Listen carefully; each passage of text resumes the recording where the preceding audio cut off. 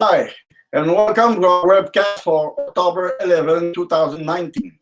My name is Christian Audrey, and this is Amy Asbrook, the director of Toujours Vivant, Not Dead Yet. Hello, it's his birthday. Toujours Vivant, Not Dead Yet is a non-religious organization by and for people with disabilities and our allies.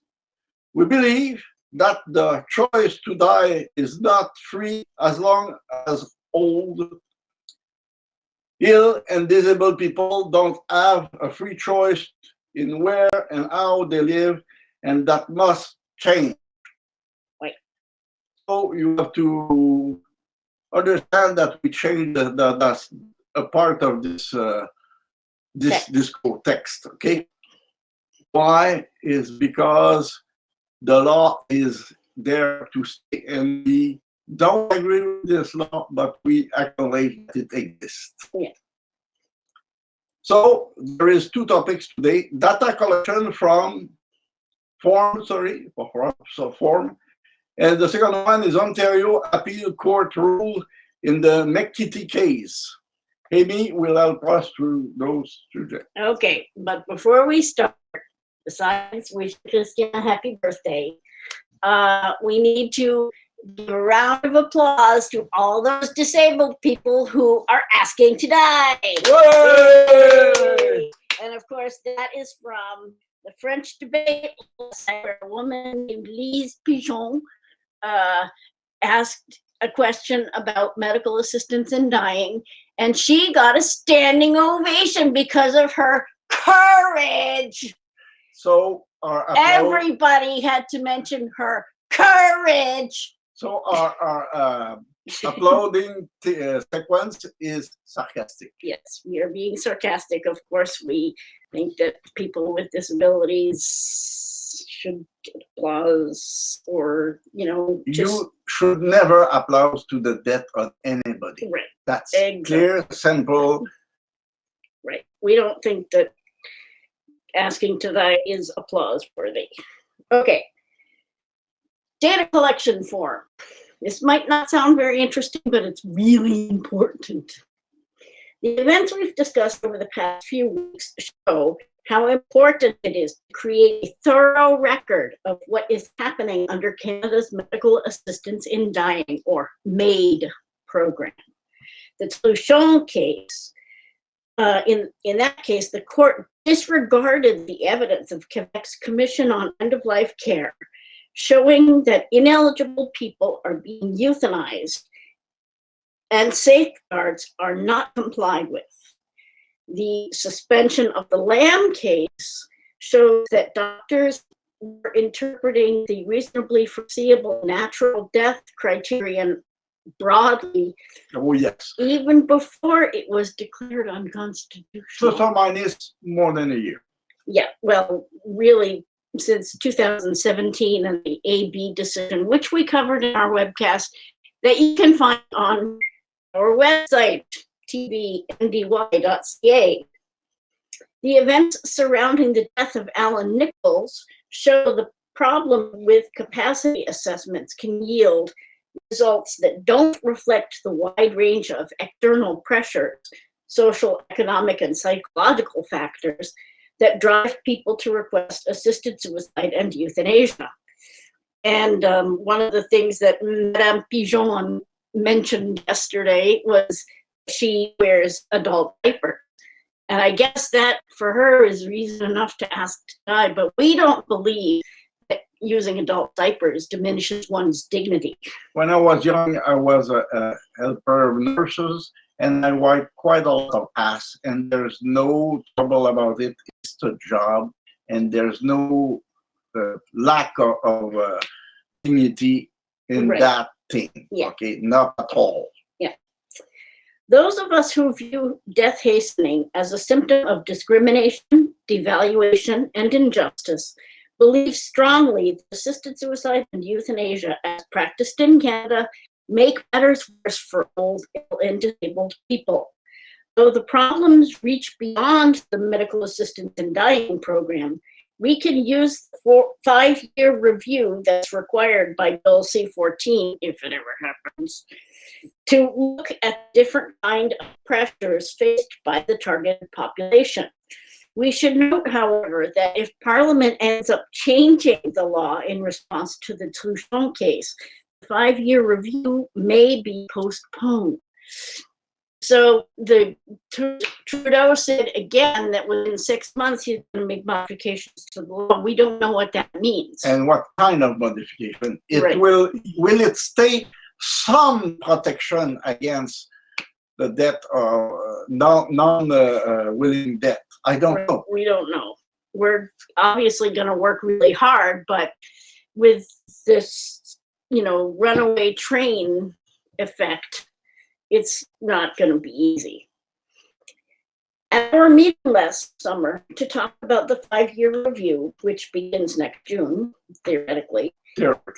we agreed that the government monitoring system won't provide enough detail to show the extent of these problems, so we will have to do our own research. We realized that we needed a way to collect the stories that doctors, families, advocates, and hotline volunteers were telling us about what was happening to people facing these pressures, and put them in a form that could help members of Parliament understand how end-of-life policies are affecting people in the real world. And we know that it's affecting. Yes. We had many of our discussion on that subject. The nephew who want the uncle to death a little bit faster, but because he need money. Yeah. Any member of the family doing a kind of too much job to watch for you and things like that. There's right. And money pressure, whatever there has been. And people who don't want to be forced into an institution. Oh yes. And in definitely. fact, I heard another story this week from a journalist who was telling me about a woman in British Columbia who in 2017 was euthanized. And her only disability or problem was that she had a diagnosis of Alzheimer's disease. She was still competent when she was deemed eligible for euthanasia and received euthanasia. So that means that her condition had not progressed to the point where she was incompetent. And if your only problem is Alzheimer's disease and you're still competent, it means you're not very far down the road. So the question that raised for me was her death reasonably foreseeable, and was she in an advanced state of irreversible decline as required by the law? No. The College of Physicians in British Columbia said there was no problem, but it smelled bad. Right, it didn't smell so good. Okay. All right. Also, given our limited resources, we will have to do the research at minimum cost without the support of universities, government agencies, or media organizations. Except if a teacher or a student want to do something with us or without us, but on the same subject. Right. That would be great. Yeah, it will help us quite a lot, even if it's not with us. Right. We will be happy to get the result. Because I am not a sociologist, so my data collection form may not be very good. The first step toward doing the research was to create a data collection survey form that anyone can get to, that's easy to use, and that can collect information about a variety of different situations, including ineligible people being euthanized or where providers don't comply with the MAID safeguards. And that happens quite a bit. Yeah. And even if the Truchon court decided to ignore that aspect of the Quebec's Commission on End-of-Life Care's report that they issued last April, we did report on it, and there were 11 people who were ineligible who were euthanized, at least, because those are only the cases that were evaluated. And it is by the official commission of the government of Quebec, and they just choose to ignore it. Right. Okay, other situations include where MAID or other life-ending practices are not reported, which happens a lot because the doctor, well, you know, I don't do write that down. Where a do not resuscitate order is put on a person's medical chart without their knowledge or consent. Oh, I'm sure he really meant to put that on his chart. He just didn't. Yeah, it happened quite a lot in what they call CLSC. CHSLD, Centre Hébergement de Soins de Longue Durée. Thank you, in Quebec. Yeah. People being counseled or encouraged to accept MAID, continuous palliative sedation, or to sign do not resuscitate orders. The doctor says, like happened to Candace Lewis, you know, have you thought about medical assistants dying? You know about medical assistants dying? Because you're really sick and, you know, you could have medical assistants dying, you know. They put it in front so it looked like the best solution, you know, for you. That's the worst. Right. You are there. Right. There are no other options after that. A person being deprived of medical care, food, and fluids while being sedated. This is sometimes done to avoid eligibility criteria and safeguards required by the MAID law. So, well, you know, we're not sure if you're eligible, so we'll just sedate you and then not give you any fluid or food, and you'll just die. That's a way to get around any kind of protection before even any law. So it exists a way to do whatever you want, but you want to get rid of any protection. I don't know. There are no safeguards for continuous palliative sedation, and there are no eligibility criteria. Not at all. Right. Conflicts between the substitute decision maker named by the incapacitated person and other family members or the medical staff as to what care is in the person's best interest. Oh, it would be in their best interest to die. No. Not sure. Yeah. It's never the best of their interest to die. Let's say, in our opinion, to be kind of the opposite side, almost never. It would be in somebody's best interest to relieve their pain. That would be good. Where a doctor rushes judgment that care is futile, declaring that a person cannot recover from a coma or limited consciousness without enough time or rehabilitation. 3 weeks, a month. Yeah. Hey, we know that before 6 months, anything could happen. Right. Okay. 6 months is a kind of reasonable limit to wait. Right. After that, there is less chance. But within 6 months, a lot of people came back. Another kind of situation that we want to capture in our data collection process is when a person chooses medical assistance in dying because of social or economic pressures, or they lack adequate palliative care or home care services. Yeah. You just have to remember there is less than 40% of people who receive palliative care. Yeah. Sorry for my English. I difficulty of worry by medication. Yeah. Okay, and the last situation that we're thinking about is when a person is denied an effective, impartial means of communication to enable them to understand the information they're given and express their wishes, because that happens. And in the law, it is the last thing they ask for. Yeah. So you are close to receiving the injection, and they say, "And you understand what we have said all the week?" Yeah. Over the past 3 weeks. Yeah. Okay, so to create a data collection tool, we had to take into account that information would come from many different sources. So from newspaper articles, from medical records, or even from first-person accounts.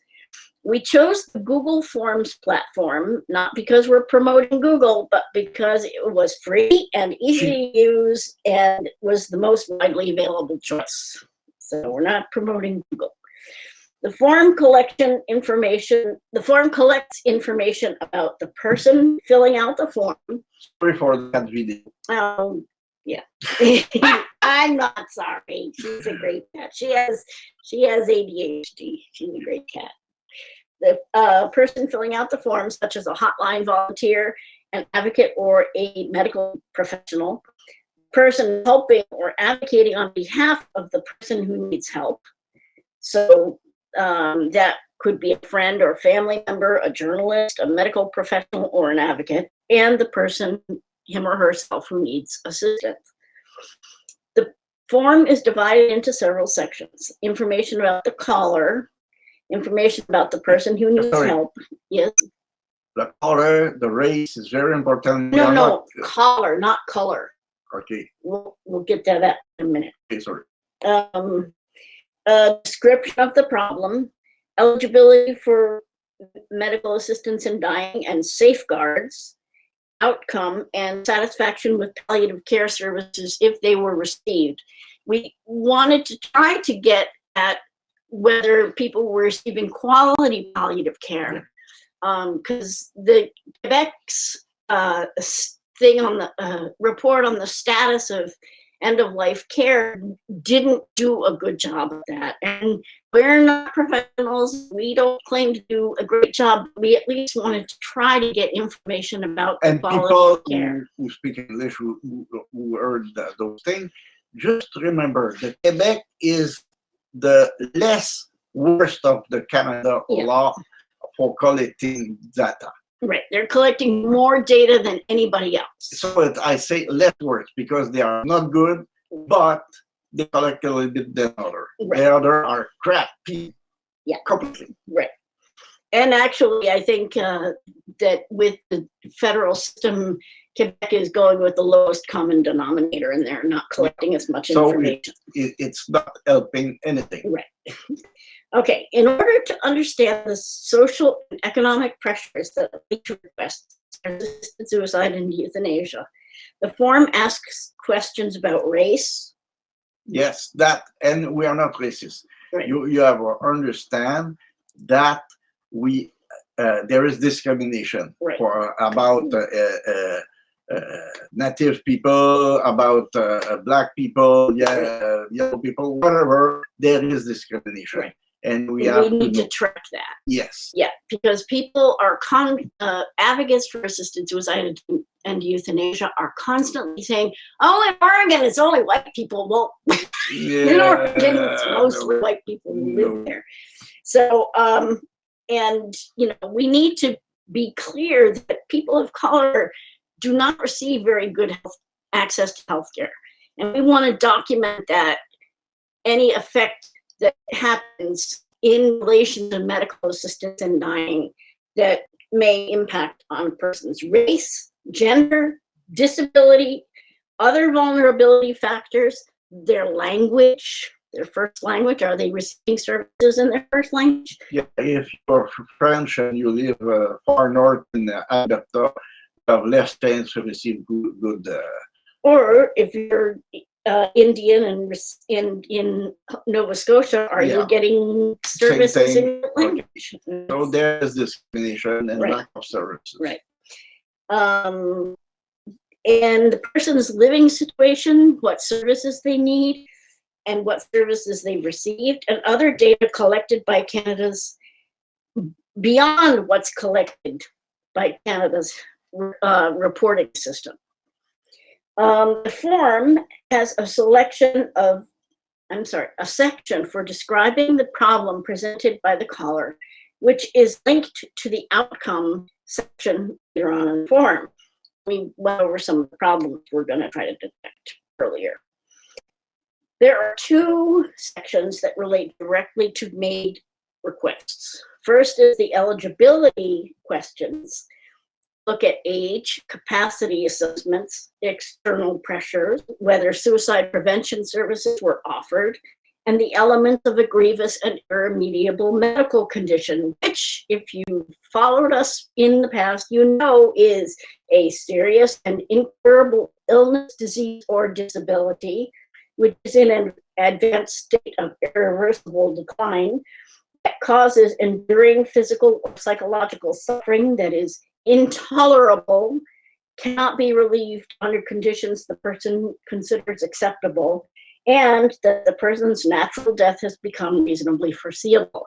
So why do we still have that in there if it's been declared unconstitutional?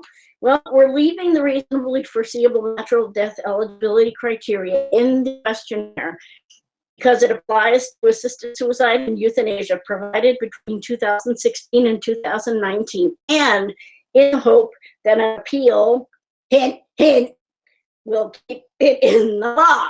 Yeah, but even if it's not, we probably keep this question because there are some people who will answer. Right, and obviously we need to track what happened in that period of time. So the next section looks at whether all safeguards were complied with, including whether communication assistance was provided. First things first. Yeah. The application form was properly written, signed, and witnessed. So if somebody wrote out the form for the person, was that person a disinterested person, or was it like the person's nephew? Yeah. Who won't do anything? Yeah. Practitioner certified that the person met all the eligibility criteria. Hopefully that happened. The 10-day waiting period was observed or waived because even though they have safeguards, there are also holes in the safeguards. And even without hole, if it's an emergency, doctor have the right to apply escalated dying without delay if it's an emergency. Right. But sometimes it's not an emergency. And anyway. So it is just the doctor who have to say, it was an emergency, and I was thinking that it was what the patient wants. And that was his good faith, and that's all that counts. To the another safeguard was that the second practitioner examined the person and approved the request. And remember, if the second practitioner disagrees, it doesn't stop the process. The first doctor, the advice of the first doctor is the one who makes law. Right. Okay, the other one is just a consultation. Right. And even if he doesn't find any doctor who say yes, the people will be killed anyway.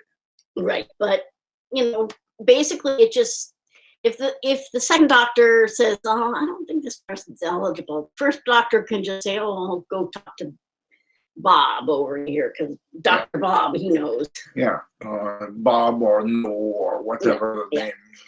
Yeah. And finally, that the person was reminded that they can withdraw the request anytime. So just as the needle is about to go into there, oh, by the way. Yeah.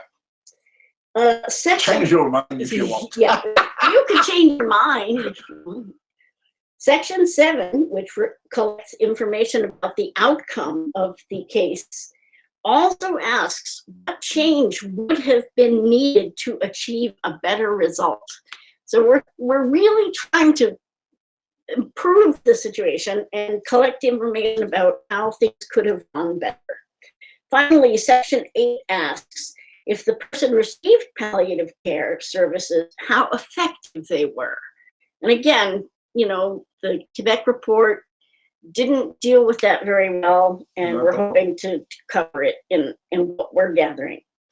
So I've done the French translation. We need to go over it, and then we'll put it up on the website, and that should be up on the website early next week at the latest, I would say.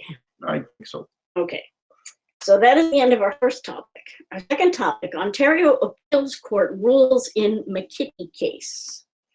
On October 9th, the Ontario Court of Appeals ruled that it didn't have enough information to decide whether the common law definition of death used in Ontario, where a person is considered dead when either the brain or the cardiorespiratory system no longer functions, violates the rights of religious freedom of Takesha McKitty. So the court had to decide whether this common law definition violated her rights. And the court said, we don't have enough information, basically. After an overdose in 2017, Ms. McKitty was connected to a machine that replaced her heart and lung functions. When doctors decided that she had no more brain activity and declared her dead, her family appealed that decision to the courts, to turn off the machine, citing religious concerns. You know, basically, they wanted the machine to be kept on. They felt the machine was providing her with circulation, and that, you know, she was still alive in that sense. Yes. Because the government of Ontario did not come in as a party to the case, the court found that there wasn't enough evidence to decide the constitutional question. The court said that though Ms. McKitty has since died, making the case moot, the issue will come up again. So the court laid out how future courts should look at the definition of death and how a doctor's interpretation of death might affect a person's constitutional rights. And one important note about this case is that the court did recognize that the determination of death is a legal and not just a medical decision. And the reason for that was the lower court had said that, you know, she couldn't have constitutional rights because she was dead. Well, you know, not maybe. maybe. No, they, you know, it's like you don't stop having rights the moment someone decides they think you're dead. Yeah, so your death is not stopping your bad luck or your good luck. Whatever. Right. That's the thing, is one person declaring dead doesn't necessarily stop your rights. Yeah. Okay. If you want more information about the topics that we discuss here, you can visit our Facebook page at facebook.com/toujours vivant, not dead yet, all one word.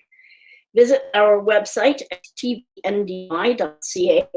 You could email us at info@tv-ndy.ca, or you can follow us on Twitter @TVNDY. Thanks to Christian